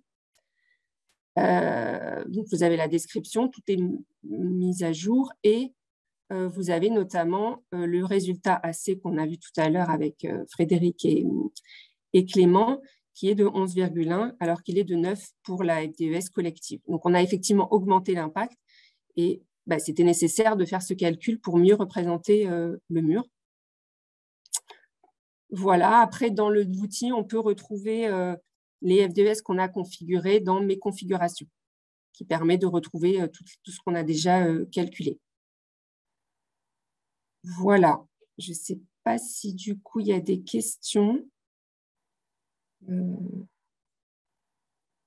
Alors. Il y avait eu une question sur le cadre de validité, j'ai répondu, mais peut-être que tu peux confirmer ou préciser. C'est dans le cadre de validité fabrication française, oui. On peut donc importer du bois européen et l'usiner en France pour les fiches Codifab. Alors, si c'est une charpente, par exemple, un charpentier français qui n'utiliserait que du bois hors France, ce qui est très rare parce que les charpentiers français utilisent, il y a 45% de bois français, hein, ou 50%. Enfin, ça dépend du type de… Si c'est du lamellé-collé, il y a un peu plus de bois importé, mais oui, tout à fait, il peut utiliser les fiches du Codifab. Et c'est la différence principale avec les FDES de la FNB qui, là, pour le coup, ne sont valables que pour les gens qui utilisent, que pour le produit fabriqué en bois français. Voilà, ça permet de couvrir tout le monde. L'ensemble de ces FDES, normalement, permet de couvrir tout le monde, sauf les importateurs de produits finis qui, eux, pour le coup, ne sont pas couverts par ces FDES. Et Estelle, il me semble que dans les FDES du Codifab, c'est indiqué les provenances couvertes. C'est-à-dire que la fiche, elle couvre, par exemple, France, Allemagne, Scandinavie. Enfin, c'est assez clair, c'est explicite. Alors après, je pense que dans les FDES futurs, d'ailleurs, ça pourrait être un peu une discussion.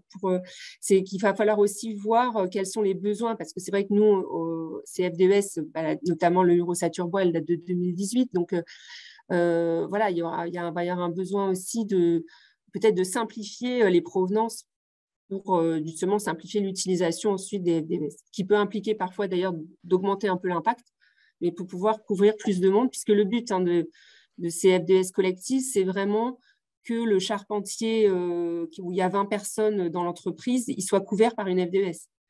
Et ça, c'est très important pour la filière qui compte beaucoup d'artisans et de petites entreprises.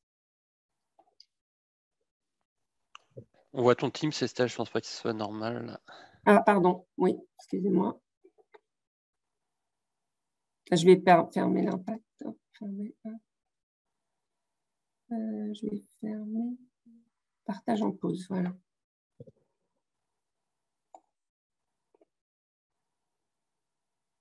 Il y a d'autres questions et celles qui sont apparues par rapport à des bois entre-temps. Je te laisse jeter un coup d'œil. Oui, pardon. Alors, hop. Attendez, est-ce que du coup je suis… Voilà, pardon. Alors, bonne question. Donc, est-ce que les…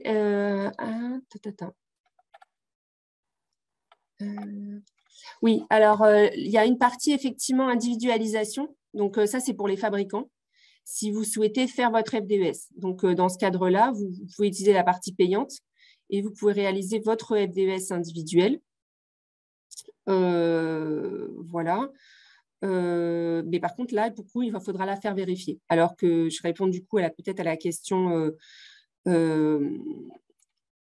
est-ce que les FDES configurés doivent être vérifiés? Non, si c'est des FDES projet. Si c'est du FDES du configurateur projet que vous avez réalisé gratuitement, elles sont importables directement en XML, parce qu'on n'a pas vu, mais il y a deux formats. On télécharge le PDF, mais aussi le XML, et qui est directement utilisable dans un logiciel d'ACV bâtiment, au contraire d'une FDES individuelle qui, elle, doit passer par Ignes. Donc, voilà. Et donc, voilà, donc quelles sont les fonctionnalités payantes du configurateur? C'est réaliser une FDES individuelle. Et là, par contre, je vais laisser peut-être sur... oui, alors le seul label le plus C-, parce qu'en fait, pour l'instant, les logiciels, ils sont accrédités E+, C-, mais je ne sais pas s'il y a eu une mise à jour de cette accréditation. C'est pour ça que on avait mis les C, E+, C-. Mais oui, c'est tout à fait accepté pour un calcul RE2020. En fait, c'était l'accréditation du logiciel qu'on voulait mentionner, mais c'est peut-être pas très clair. Du coup, je vais peut-être laisser pour Bois de France Clément ou Frédéric répondre. Ouais, Clément, tu me compléteras, mais il me semble que les familles de produits couvertes par DE Bois et DE Bois de France est assez proche. Il se peut qu'il y ait certaines familles de produits qui soient dans DE Bois et pas dans DE Bois de France, et inversement, mais ça va être des exceptions. Globalement, vous avez tous les produits structures de revêtement. Il y aura probablement un peu moins de menuiserie dans DE Bois de France. Oui, c'est ça, tu as bien résumé. Il y a des produits sur lesquels on a été peut-être un petit peu plus loin dans le découpage des FDES et inversement. Donc, il faut vraiment, encore une fois, aller fouiner sur les deux configurateurs, quoi.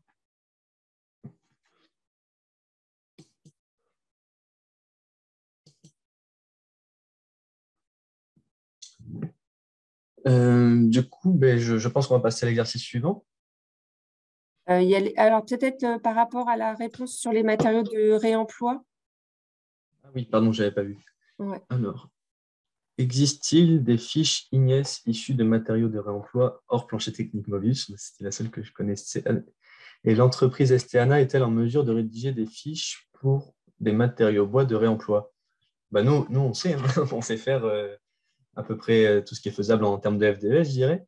Donc oui, on est dans la capacité. Le seul petit point, si je dirais, c'est juste que là, on ne pourrait pas la commencer demain, cette FDES. Il y aurait des délais avant qu'on puisse commencer, mais oui, sinon, on est en capacité de le faire.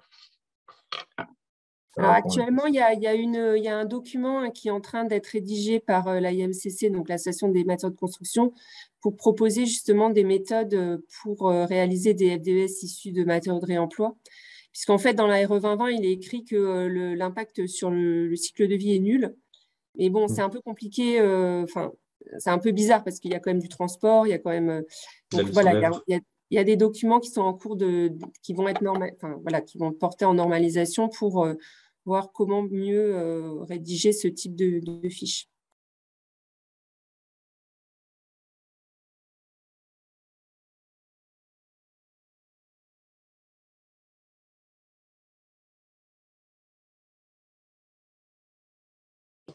Ok, mais du coup, je vais vous partager mon écran.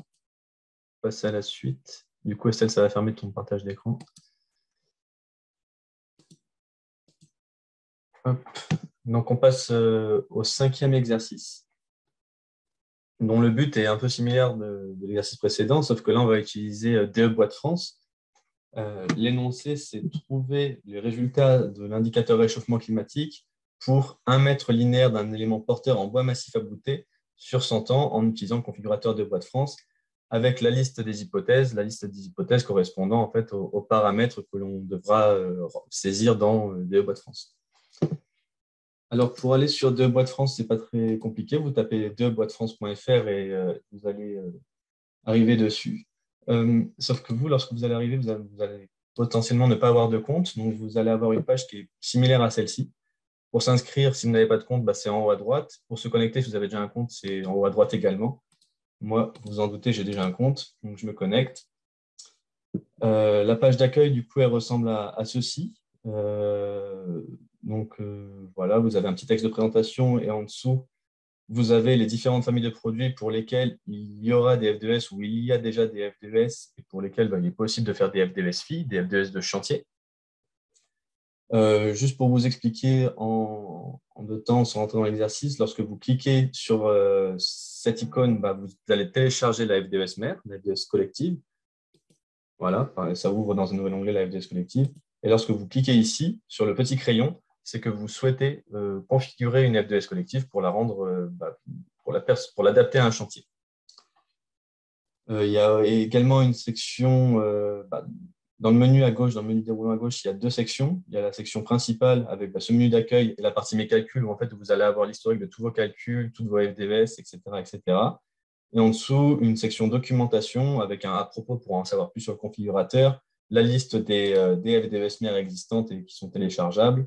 Et il y a des tutoriels également qui viennent préciser comment faire des FDES, une section guide et une section méthodologie qui en disent un peu plus sur le configurateur. Pour en revenir à l'exercice, du coup, l'énoncé, c'était réaliser un élément porteur en bois massif abouté en sapin épicéa. Donc, c'est donc un résineux, le sapin épicéa. Et si je précise ça, c'est parce que dans des bois de France, il y a un découpage des éléments porteurs selon leur type, on va dire, selon leur essence. Il y a des éléments porteurs résineux et des éléments porteurs feuillus. Donc, nous, en l'occurrence, ce sera un résineux. Donc, on veut réaliser une FDES. Ça nous ouvre une nouvelle page. Sur cette nouvelle page, on retrouve le titre de la FDES, l'unité fonctionnelle associée, une brève description de ce qui est couvert par la FDES collective et de ce qui est personnalisable. On peut télécharger la FDES mère en cliquant ici. On peut télécharger le guide d'utilisateur également. Et enfin, le premier champ qu'on vous demande de remplir, c'est le nom de votre calcul.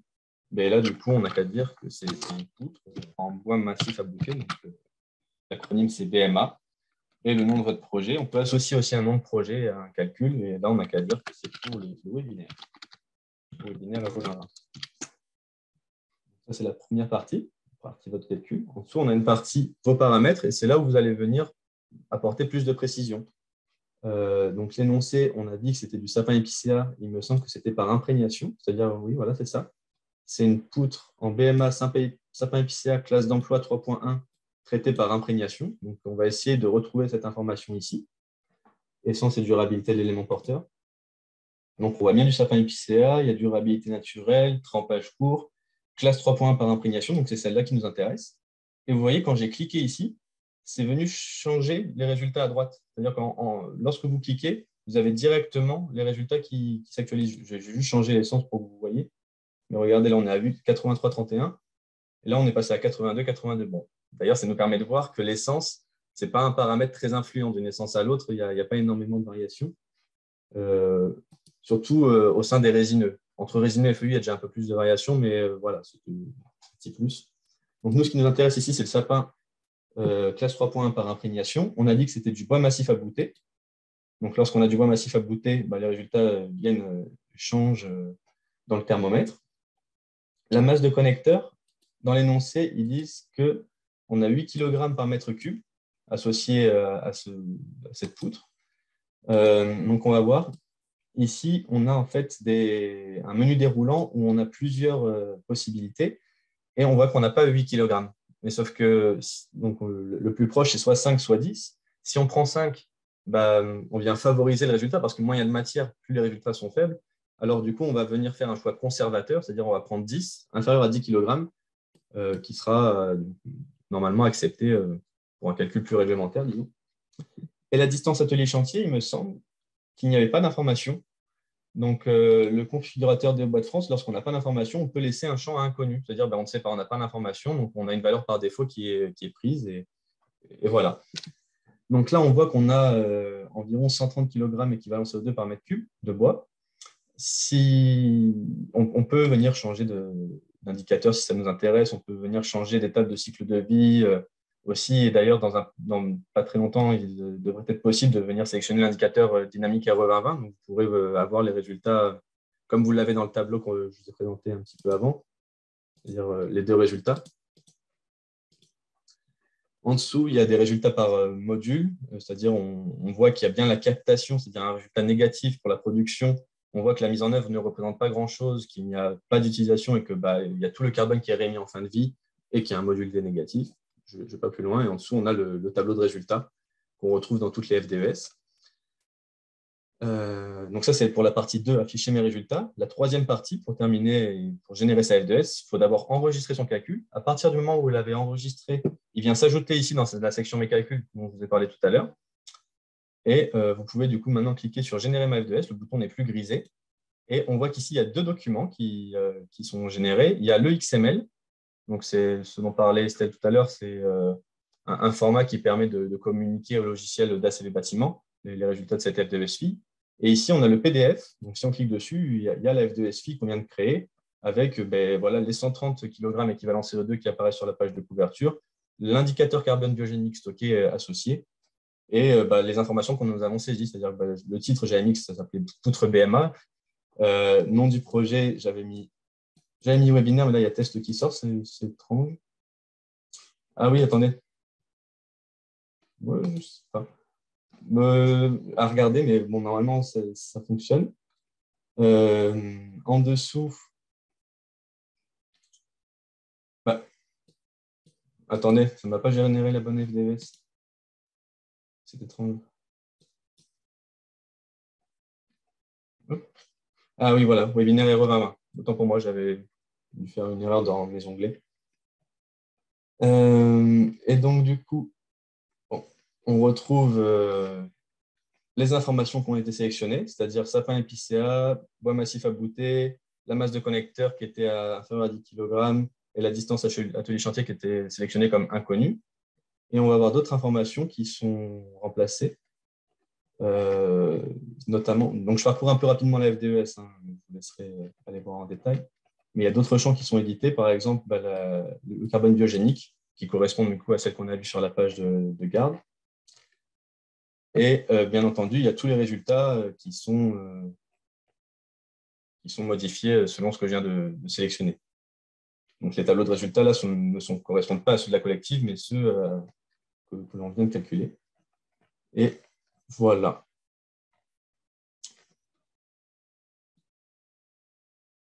Sauf que lorsqu'on a fait ça, du coup, on n'a pas complètement terminé l'exercice, puisqu'ici, j'ai les résultats associés à 1 mètre cube de poutre. Et moi, je voulais les résultats pour une section particulière.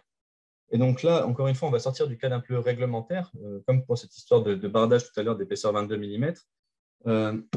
À ceci près que c'est un petit peu différent quand même pour cette FDES, puisque c'est un produit qui est homogène.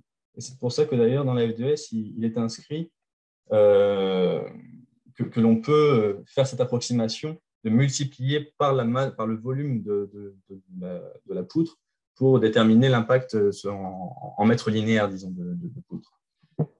D'ailleurs, dans la description du produit type, on a ce tableau et on voit que les sections courantes, elles sont ici. Et nous, dans cet exercice, c'est une section courante puisque c'est du 168 par 57. Et on voit que ce tableau, 168 par 57, c'est une section où il y a une croix et qu'on peut trouver dans le commerce. Voilà. Et donc, du coup, comment faire pour convertir une donnée en mètre cube en mètre linéaire? Moi, je me suis créé un petit outil où ici, je viens reprendre les résultats. Donc, c'est ce que je vais faire. Je vais venir reprendre les résultats de ma FDES en mètre cube, donc avec un simple copier-coller. Hein. Voilà. Ici, vous venez rentrer le volume de bois. Donc, nous, on est sur du 168 par 57. Donc, sachant qu'il faudra mettre en mètre cube, donc 168 fois 10 puissance moins 3 fois 57 fois 10 puissance moins 3 encore une fois. Donc là, on a bien le volume en mètre cube. Si vous cliquez sur calculer maintenant, ou si votre Excel est en calcul instantané, vous allez avoir les résultats. Et là, vous avez les résultats du coup associés au mètre linéaire les résultats associés à la section qui vous intéressait. Voilà, c'est tout pour cet exercice 5. Je vais maintenant passer aux questions. Accepteriez-vous de partager votre outil de conversion? Oui, il n'y a pas de souci. C'est quelque chose que j'ai fait ce matin. Ce n'est pas un outil très compliqué. Donc, si vous voulez, je pense qu'on pourra vous le mettre effectivement à disposition lorsqu'on vous enverra. Enfin, je pense qu'il est prévu qu'on vous envoie quelques informations. Donc, on mettra. Est-ce que vous avez une date? Excusez-moi. Donc, ça c'est fait. Est-ce que vous avez une date pour la disponibilité du mode payant de DE Bois de France, est-ce qu'il Ouais, va y avoir des différences? Ah, tu entends répondre, Frédéric. Ouais, justement, ouais, mais du coup, je vais le dire aussi à l'oral, ouais, c'est dans le courant de 2022, probablement avant l'été, avec un déploiement aussi progressif sur les différentes familles de produits. Et le fonctionnement, c'est tout à fait similaire à ce qui se passe dans DE Bois, hein. C'est donc, vous achetez des crédits, en tout cas, vous payez, entre guillemets, cette partie d'utilisation et vous spécifiez votre propre FDES avec une vérification obligatoire, certes simplifiée, mais une vérification quand même, puisqu'il s'agit d'une fiche individuelle.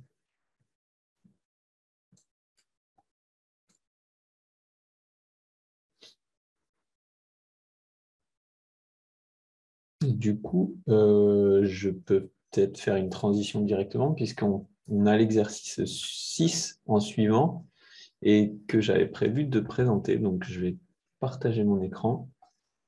Hop. L'exercice 6, ça c'est intéressant, on l'a vu tout à l'heure, on a parlé des données environnementales par défaut. Là, l'idée, c'était de vous faire un petit peu percevoir les différences en termes d'impact environnemental entre des différents types de données. Donc, que ce soit des données environnementales par défaut, des FDES collectives, individuelles ou de configurées. Et donc là, on s'était dit, pourquoi pas prendre l'exemple d'une fenêtre bois, on ne l'avait pas pris encore pour l'instant. Donc, si je cherche une donnée environnementale par défaut, alors je vais me rendre dans la base IGNES. Hop. Comme là, je cherche des mêmes données, enfin des données différentes pour un même produit, je vais aller par l'arborescence. Je cherche menuiserie extérieure, fenêtre, bois. Et donc, je vois les différents déclarants. Alors, le ministère, c'est lui qui produit les données environnementales par défaut. Il y en a 4. Et moi, je m'étais donné comme instruction une fenêtre bois double vitrage. Donc, fenêtre bois double vitrage, on en a 2. Gestion durable et gestion non durable. On va supposer qu'on a un bois qui est géré durablement, donc par exemple un bois européen. Et donc là, je vois de nouveau l'unité fonctionnelle. On a la même présentation que pour les FDES, les indicateurs environnementaux. Donc là, dans mon exercice, hop, j'ai récupéré cette donnée-là. J'ai recopié les résultats. On voit qu'il n'y a pas de module D dans la donnée environnementale par défaut. On voit que les impacts environnementaux sont assez importants, hein. Je prends un peu d'avance, mais par rapport aux données collectives, aux FDES, on va dire collectives individuelles, avec un total assez important. Si ensuite je cherche une fiche collective, par exemple, je vais aller chez le Codifab. Le Codifab, je vois effectivement la double vitrage, bois tropicaux, bois d'essence européenne. Donc ça va être l'équivalent un petit peu de ce qu'on a vu tout à l'heure. Donc on a un peu plus d'onglets, mais c'est la même présentation. L'unité fonctionnelle, cette fois-ci, on a 30 ans. Les indicateurs, cette fois-ci, on a un module D. Donc quand on recopie ici, voilà les valeurs. Une individuelle, alors je crois qu'il y en avait plusieurs, des individuelles. Ici, par exemple, alors là, Velux, on est sur une fenêtre de toit, c'est peut-être un peu particulier. Ici, Selectron, etc., c'est une fenêtre d'import. Donc, on ne va peut-être pas pouvoir comparer. Je crois que c'est une des fenêtres turques. Et par contre, on a ici un menuisier français qui a fait sa FDES, double vitrage. Donc, c'est celle-ci que j'ai retenue. Donc, même unité fonctionnelle, les indicateurs. Et donc, voilà, menuiserie ici avec les indicateurs. Et hier, je me suis rendu sur DE Bois dans la partie. Il est belge. Ah, il est belge, Ah, c'est vrai? Ah, d'accord. Ah oui, il me semblait que j'avais vu. Parce que d'ailleurs, on voit dans les transports qu'il a un peu plus d'impact. Donc, c'est aussi pour ça qu'il est au-dessus, je pense, de la collective. Et alors, du coup, je me suis rendu sur l'interface fenêtre, effectivement, configurateur projet, puisque c'est la partie gratuite. Et donc, j'ai configuré ici. Alors, je vous passe le détail et je suis arrivé à sortir du coup dans mes configurations cette FDES-là dont j'ai recopié les résultats. Alors là, je m'étais mis comme contrainte, ce que j'avais mis. Donc, c'était un double vitrage. Hop. J'avais retenu donc un double vitrage. Est-ce qu'il y a ce que j'ai saisi? Ah voilà, c'est ça. Voilà. Un ventail, etc. Donc, j'avais mis un petit peu ces différentes caractéristiques-là dans le configurateur. Et donc, ce que ça nous donne, on voit la donnée par défaut nettement au-dessus. Donc là, elle est au double des FDES, on va dire, si on regarde ça de loin. Donc, ça veut clairement dire quand vous êtes sur un produit et que vous n'avez pas de FDES, vous êtes vraiment pénalisé. C'est fait exprès, c'est comme ça que sont conçues les données environnementales. Lorsqu'il y a des FDES qui existent, on les prend et on les multiplie par un certain coefficient. Probablement que la captation de CO2 par le bois elle a été annulée, le module D il est annulé, les distances sont augmentées à chaque fois, donc tout est vraiment pénalisé. On se rend compte, quand on regarde la fiche collective et la fiche individuelle, ou les fiches individuelles, alors c'est là le cas dans la fenêtre, mais c'est le cas en général, c'est qu'on est souvent assez proche. C'est-à-dire que comme les collectives sont censées être représentatives de finalement ce qui se fait globalement par les différents fabricants, la collective est en général une bonne moyenne. Ça arrive qu'il y ait des FDS collectives qui déclarent des impacts plutôt maximisants pour couvrir tout le monde. Et dans ce cas-là, oui, on l'aurait vu, on aurait peut-être eu un 80, 85, quelque chose comme ça. Là, on est à 55, c'est une bonne moyenne pour un mètre carré de fenêtre bois. On voit que la FDES individuelle, elle est un petit peu au-dessus de la collective. Elle aurait pu être un peu en dessous, elle aurait pu être un peu au-dessus. On a souvent, quand on fait les FDES collectives, des plages un peu de variabilité, on va dire plus ou moins 30-35%. Donc, si vous avez une FDES collective qui est à 55, il se peut qu'une FDES individuelle soit, allez, on va dire, entre 40 et 70. C'est très probable.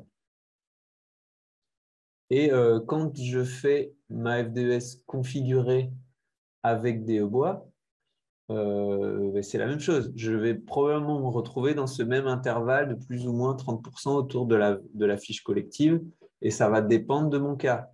Il se peut que je sois plus loin, moins loin que la donnée la donnée moyenne de la fiche collective, que j'ai une finition plus impactante sur l'environnement ou qui demande plus d'entretien. Voilà, selon finalement les cas, je vais me retrouver au-dessus ou en dessous. Et que ce soit en total cycle de vie selon INES ou que ce soit avec l'indicateur de la RE 2020, les ordres de grandeur sont respectés. Alors, dans les questions, je pense que Estelle, tu as pu répondre un petit peu en direct. Oui, en fait, j'ai répondu que effectivement, dans la FDS collective, c'est la FDS de la chambre syndicale qui est prise en compte.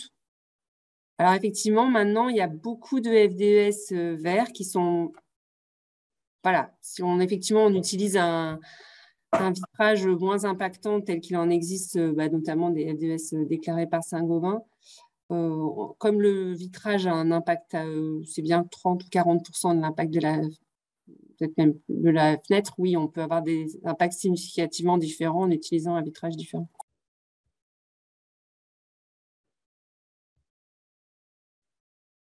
On nous repose la question donc, sur l'ordre de grandeur des fiches individuelles. Alors, en fait, quand on fait les FDS collectives, aujourd'hui, on a une exigence réglementaire de plus ou moins 40%.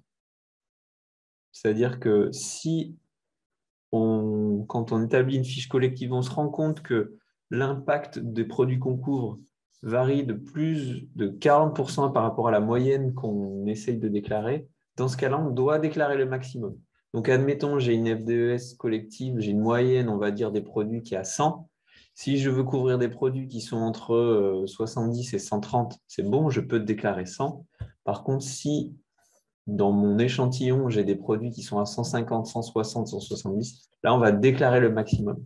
C'est ce que nous impose la réglementation. Et c'est rare qu'on ait des produits qui soient pile poil, là, c'est plus ou moins 40%. Donc oui, en général, les F2S individuels elles se baladent dans la fenêtre autour de plus ou moins 30% des collectifs.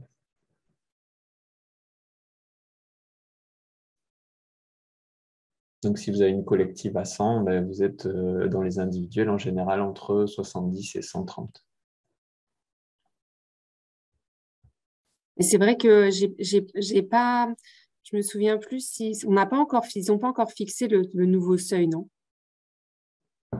Il y a un C'est 30 texte, ou 35, j'ai pas très bien compris encore. c'est ça, il y a un texte réglementaire qui a réduit à partir d'octobre 2022 Ouais. à 35%. Voilà, mais ça reste c'est les ça. mêmes sortes de grandeur. Mais par contre, qui a rajouté le transport au chantier.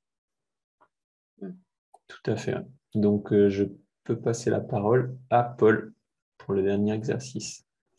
Yes. Alors, on va peut-être le faire rapidement, parce que vous vouliez avoir un temps d'échange à la fin vis-à-vis du planning global.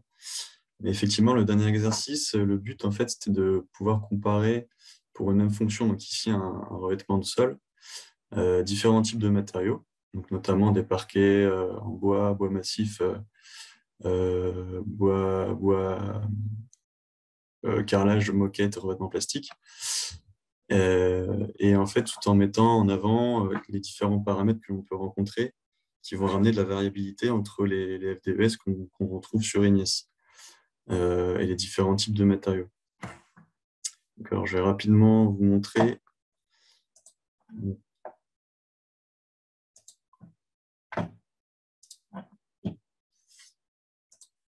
Pareil, donc là, j'ai un Excel où j'ai récupéré quelques FDES sur Ignis avec les différents impacts. On a bien à chaque fois 1 mètre carré, on se ramène à 1 mètre carré de surface de revêtement de sol. Donc ça, on peut bien les comparer entre eux.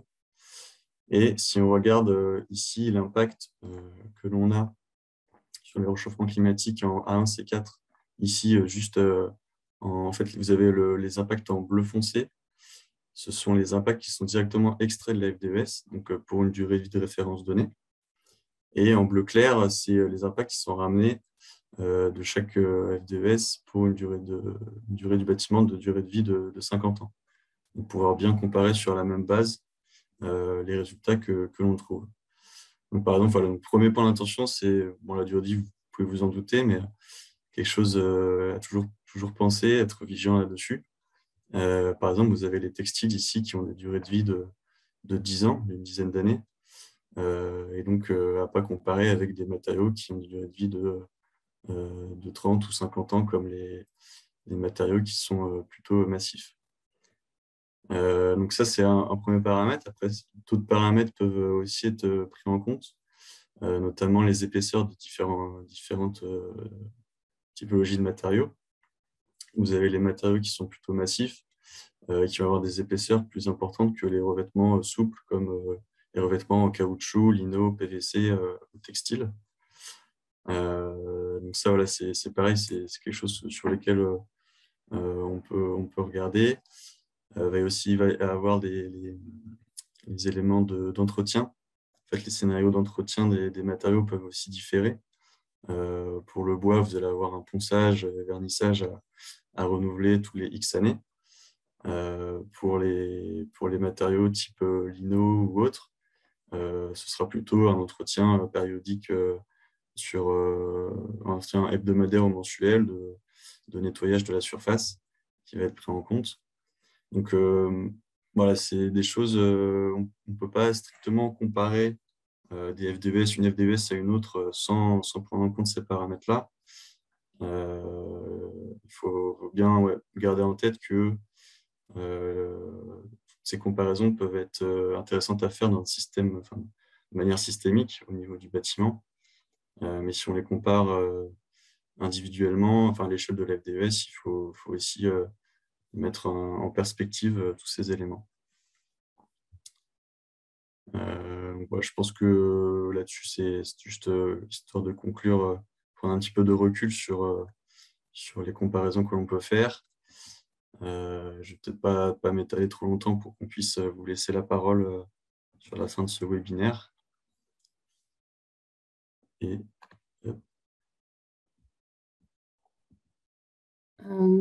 merci beaucoup. Il restait une question que je ne sais pas trop, sur laquelle je ne saurais pas trop qu'à répondre. Je ne sais pas ce que vous en pensez. Si l'échantillon est important, on prend le max. Et si l'échantillon est faible, le résultat sera moins fiable. Si on prend le max d'un échantillon important, c'est-il qu'on se retrouve à avoir une FDES à plus 30% de la collective? Je dirais qu'en fait, on se retrouve à avoir plus de 30% quand on ne prend pas le max. Voilà. Et ce qui est souvent fait quand même, ça dépend des syndicats. Il y a des syndicats qui préfèrent déclarer le max pour pouvoir couvrir tout le monde. Et il y a des syndicats qui préfèrent donner une valeur moyenne, quitte à exclure des gens. Voilà, je ne sais pas si ça répond à la question. Oui, c'est ce que j'aurais dit aussi, effectivement. En général, si on choisit dans la collective de déclarer le max, c'est que les FDES individuelles, elles vont être quasiment tout en dessous, sauf très rares exceptions. Si on a des FDES individuelles au-dessus, c'est que la collective a choisi de déclarer la moyenne. Quand on lit une FDES collective, en général, c'est indiqué si ce qui a été déclaré, c'est la moyenne ou le maximum. Et parfois aussi, on a la précision sur l'intervalle de variabilité qui a été mesuré.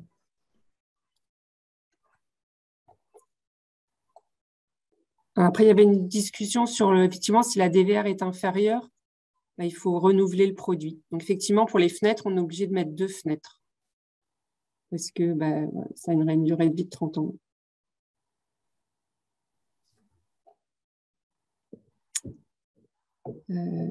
Du coup, il n'y a plus de questions.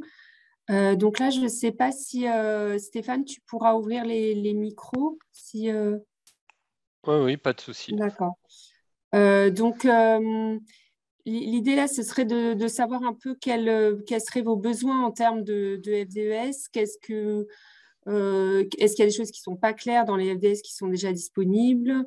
Voilà. Donc, du coup, soit vous pouvez poser vos questions via la question-réponse, mais si vous voulez, vous pouvez aussi lever la main et puis on vous donne la parole. Donc, n'hésitez pas. Ou si vous avez d'autres questions, d'ailleurs.